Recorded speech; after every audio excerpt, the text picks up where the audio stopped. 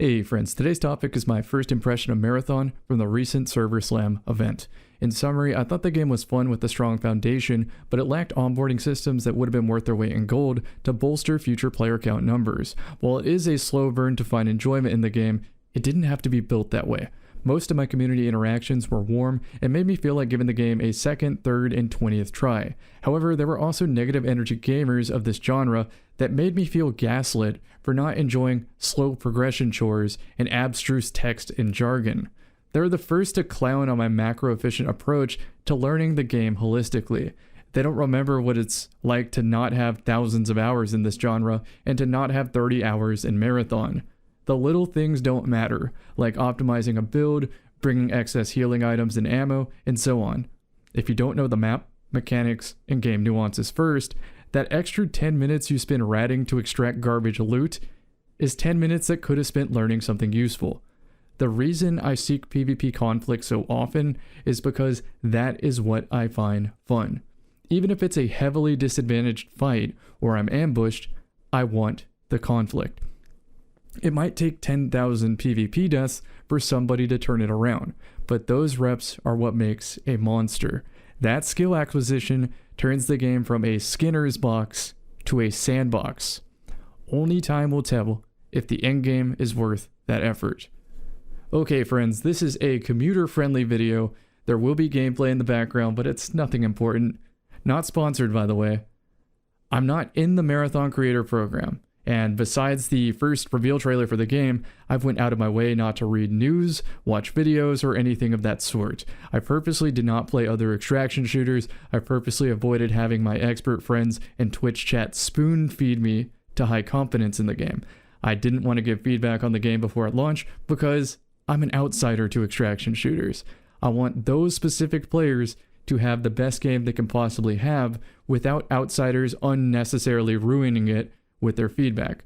As a content creator, I wanted to experience what other players would experience when first starting Marathon, so I could later make videos that tackle subjects that veteran extraction shooter players forgot existed. Today's video will be structured like a journal, talking about how I felt after each play session, starting with the first 4 hours. I knew going into an extraction shooter that the appeal is derived from a patient and methodical hunt, that at any moment it can slip into absolute chaos. What best encapsulates the tension of this genre is any of the sniper scenes from the movie Enemy at the Gates. Feel free to search that scene and come back to this video, but I will put a couple screenshots on screen. Even with that in mind, I still couldn't wrap my head around the net enjoyment of this genre compared to other shooters that immediately let me express finesse and strategy without as many random elements at play that make me question what the best move was or if I ever had a chance to succeed in the first place. I know I have my preferences and biases. Perhaps it could be ADHD or feed scrolling brain rot. So I tried my absolute hardest to play this game with an open mind. I still have yet to experience the ranked mode or a fully progressed maxed account, so this is only a review of the first impression. And the biggest thing that leapt out at me for a first impression in this first couple hours was user interface hell, UI hell. If you played mini games before, you'll have some idea of what options could exist, but with Marathon you struggle to find that place, and some buttons seemingly only work after the 10th press, or you have to finesse the cursor somewhere too specific. And when you're just trying to play the game, especially using a sponsored kit and get back to the action, there's just too many screens to do so. This is 100% a Wikipedia game where you have to have some sort of information catalog on the side monitor ready to search where something is, what it does, and why you care about it to save you time. You have to fail navigating to the right submenu 5 times in a row. You'll end up dropping items out of loot crates and so many more growing pains. Obviously, this is the price of immersion. I'm sure after 500 hours played, I'll prefer this over a Netflix menu. But we can all agree that having a simple generic explanation and a recognizable symbol, and then an advanced tab for players that need that information would be ideal, as well as many obvious changes that they probably already heard before alpha testing, but for some reason didn't make it into retail. Don't get me started on controller menuing shortcuts and other quality of life ideas. I don't want to beat this dead horse, so I'm going to move on. One thing that annoyed me, but isn't that important, is the exposition dump before gameplay. It was just too much. I kept checking my watch like, am I going to play the game yet? Basically, I wanted to try the game first to know if I liked the gameplay before I care about learning any of the lore. And I'm sure a lot of other players feel that way too, so I'm surprised we didn't immediately have the option. Speaking of that, there is no immediate place to test controls and mechanics. This is the biggest pain point of all. I can't believe this wasn't prioritized for the server slam, and I'm scared to find out if it doesn't exist in the main game. What takes me 4 hours of irritated gameplay, I could have figured out in 15 minutes of at my own pace information gathering and testing. The desire to test things will magnify when I find myself being a front runner for tackling new challenges early. The whole point of loot is to know what to do with it. If I had to guess how a high investment build functions when I can lose it at any moment, it makes me hesitant to care about front running or risking loot in the first place. A great example I can think of that demonstrates the importance of side modes are fighting games. Even the most competitively balanced fighting game lends its overall success not to the end game, but to the side modes that enable people to become fans in the first place. Marathon would have significantly benefited from a testing range or a few no PvP areas that acted as PvE only mission modes designed as a tutorial. This doesn't have to be a AAA campaign, just a place to give players a better chance to become a fan of the game. Next topic. Although the starter area loot and PvE encounters are lackluster and is on purpose, it runs the risk of giving the wrong impression to would-be fans because there's just not enough action. But the instant you start to try to read what the loot does and try to test mechanics, here comes a player to shoot you in the back and force you into a 2-minute requeue where you have to run across the map again to get another rep if you want to learn that immediately. When I ran into that problem, people hit me with the, oh, it gets better after X amount of hours, or it gets better once everybody has purple shields. The slow start / weak initial player power progression climb runs the risk of pushing would-be fans away from the game. Although from a game dev perspective, I understand that creating a checklist does motivate a certain kind of gamer, and at the end of the day, it turns a player into entertainment for someone else when otherwise most will unknowingly choose to be boring. The progression curve is also supposed to work in tandem with the map loot and threat level, making it so even the starter areas feel as tense as the endgame areas. It also works as a filter to disincentivize max-kitted players from farming noobs, since that loot will typically be bad. I see this as the cost of doing business, especially if the endgame is good. Still though, other games have proven that you can make an interesting progression curve that keeps the game interesting at a low or a max player power respectively. It may take Marathon a few seasons to strike that balance, and now that the masses can playtest it, they'll exponentially get more feedback to rapidly adjust the game. In a similar vein, the seasonal wipes are for onboarding players that feel like they missed the boat, or for players that solve the game so the devs have to spice it up in the next wipe. It also creates an opportunity for whale fights at the end of a season, where if you're gonna lose all your gear anyway, now's the time to max out, whereas people might have had that gear fear and never did that. It just makes it extremely exciting, and you could see that at the end of the server slam. Next topic. It's very difficult to distinguish between AI and players quickly. This could have been intentional, right? But I'm just saying what I felt. And then some of the AI seems to die in 3 bullets, and other AI dies in 3 magazines, and it's very hard to tell the difference of when that's going to happen. I later learned that the reason I thought PvE was easy is because I was cheesing every encounter, and I thought that was just the normal way to play this game. Next topic. PvP is too scarce in both solo, trio fill, and rook queue.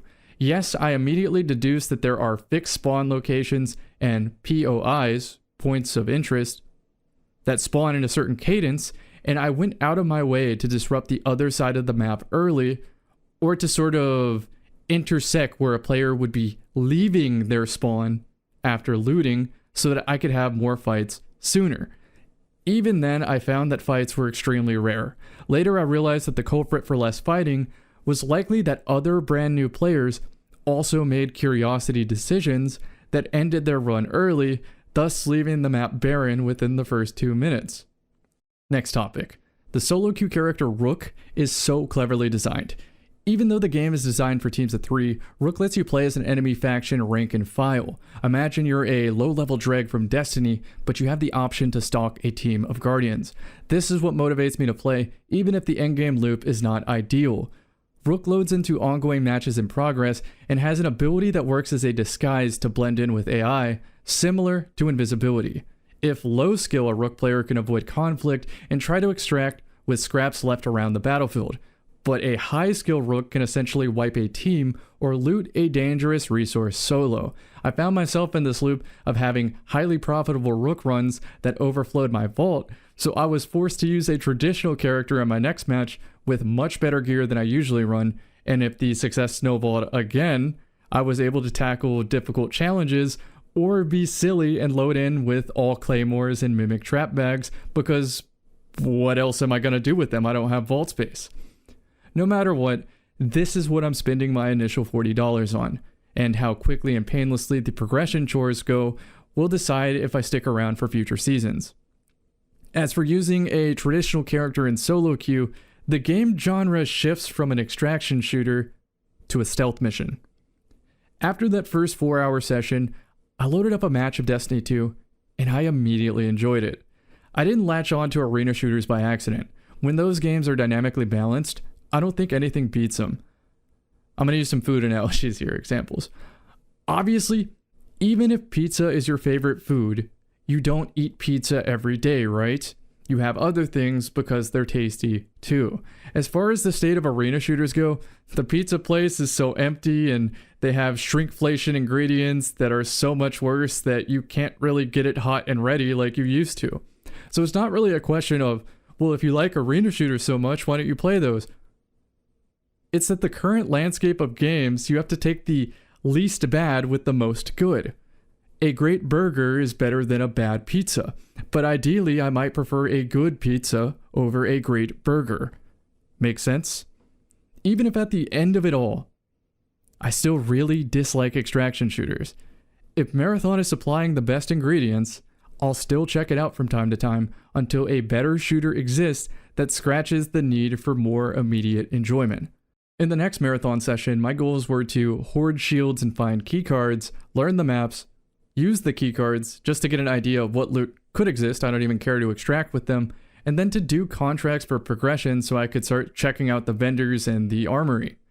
Session 2 ended around the 9-hour mark. My first note is, the starter map is for starter contracts. The loot itself sucks and or is too inconsistent, so it's totally skippable. Keycards obtained from new maps work on previous maps. I still can't easily tell the difference between AI and players. This is an important one here. Knowing what good loot looks like is still more important than successfully extracting. I was perfectly willing to take a death and lose a blue gun than to be in the dark about what type of loot a point of interest could have. That future knowledge will fund my favorite builds once I'm used to the game. One thing I very much dislike about Marathon and starting any new game really is, what does deliver the salvage to the decon mean? The game tells me words without telling me what those words mean. And don't nitpick this example, because there are a handful that leave new players stranded if they didn't have the silver spoon of 100-hour veterans or a full Twitch chat telling them what the game fails to explain, or it has too much nearby friction for a player to naturally explore and find the answer within a reasonable amount of time. Naturally, they'll just get frustrated and reset contracts until one makes sense again. Next topic. When maps feel empty, it's because players are dying to the PvE enemies. It's not that the PvE is difficult, it's that it's a new game, meaning players with a sponsored kit are not willing to cheese PvE enemies to clear an area if their curiosity to learn about a game mechanic is stronger than their desire to extract with, well, nothing valuable anyway. Example, how much damage does that poison do? Can I tank it? Can I go into the tox room, open up everything, and then leave and then heal? is there a backstab mechanic on PvE enemies. I wonder what this grenade does. And so many more curious death dominoes that leave the map barren. Next topic. PvE enemies are very cheesable in the early maps. You can walk backwards 6 feet, leave their tethered area, and then re-enter to fire a whole magazine, then walk 6 feet backwards, they become unaggroed, reload, walk 6 feet forward, empty another magazine, and rinse, repeat. By contrast, in the later areas, there are boss enemies that are impossible to kill with the sponsored kit, and an infinite amount of respawning AI in certain areas. Only later in the play sessions did I realize that you can in fact cheese the boss enemy and kill it as a solo. I spent a long ass time chipping away at it, and it dropped a blue machine gun and a blue shield for me, which according to reports is a very low roll. And it didn't matter anyway, because a few moments later, I died to a Rook. I'm not even mad at that, that was funny as hell. Next up, if you hear one player say PvE enemies are crazy difficult and another say, it's not that bad, that stems from both Rook and the Invis shell having tools to essentially have a second life when surprised in certain situations. Not that the other shells don't have answers, but those two specifically are almost universally applicable to ignoring PvE enemies and saving ammo. You can essentially do a guarded cache point of interest by going invis to start the encounter, leaving the room, waiting for your invis to recharge, and going right back in. Later, I learned how to finesse the AI so much, I just fully ran in, started the encounter, fully ran out, and used a single smoke grenade to get it. So you don't necessarily need those shells. You could gain some experience to do it. But for brand new players, if they were playing anything that isn't Rook or Invis, they're probably like, dude, I spent 10 magazines trying to loot this crate, when you could have spent 0 magazines. Okay, for my next session, session 3, it ended at hour 13. The Rook shell is only as strong as it is right now because most teams are not rocking strong gear, and most importantly, they're not always bringing in useful utility like bubble shields, AoE grenades, smokes, and so on. As you upgrade factions, Rook will also upgrade too, and have tools to be a menace in teams if they also upgrade their arsenal.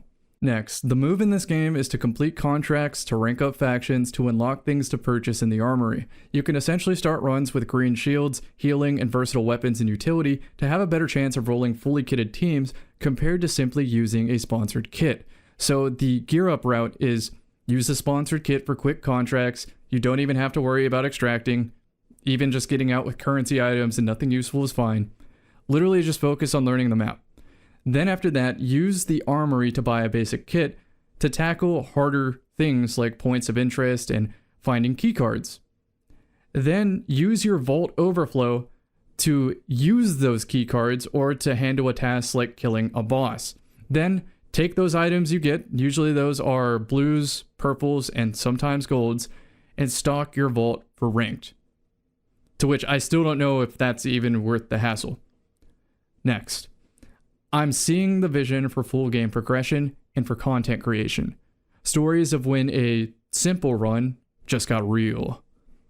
You can load in with all claymores and also the trap bags and just sit there eating your lunch, waiting for the traps to trigger, and maybe it does, kind of the enjoyment you get for hunting. Maybe I'm going to ask for a Bass Pro Shop sponsorship or something of the sort. Overall, although it's a game that doesn't have permanent progression, there is basic fun to be had just for visiting for 30 hours a season after you have immersed yourself with the fluency and went through the game's learning and growing pains. That process will take a different amount of time for each specific player, and in the future, we can expect detailed guides and wiki pages to cut down on the learning process so that we can all skip to the fun. My next session, session 4, ended at hour 23. I did victory laps in this session and just played with whatever struck my fancy. I was bored because I knew progress would be wiped, but I also didn't have access to endgame, so I was in this mid-game purgatory just learning the game through osmosis, trying other characters, and so on. Trio fill queues seemed like it would give you an opportunity to have an idea of what a shell could do, but I wasted hours with teammates that ran away from conflict. Every death stung, not because of lost loot, but because I felt like I was missing information from a simple firing range test that would have been pivotal to trusting my kit. Session 5 ended hour 31. I duoed some, and then I trioed with communication. In either case, it didn't feel like the magic bullet that suddenly made me love extraction shooters. Since the service slam would be ending anyway, I used really strong gear. The difference I felt from using strong gear, medium gear, and sponsored kit was that you need thermal scopes and either a shotgun and a lot of team grenades to stand a chance against kitted teams. Self-revives and sniper rifles were also very useful. Even if you had all white or green gear, if you're missing those 3 items, you might as well not bring blues and purples. I don't know where else to mention this, so I'm going to put this here, but I anticipate third-person peeking abilities to be very strong at a high level, especially in this genre of game. Even in Destiny 2, where the stakes are far lower, players still will optimize the fun out of the game by doing this and removing any risk or reason to get curious. I found significantly more fights in communication teams than I did in trio fill or solo or rook. But even then, it didn't feel like enough action to make me excited for ranked.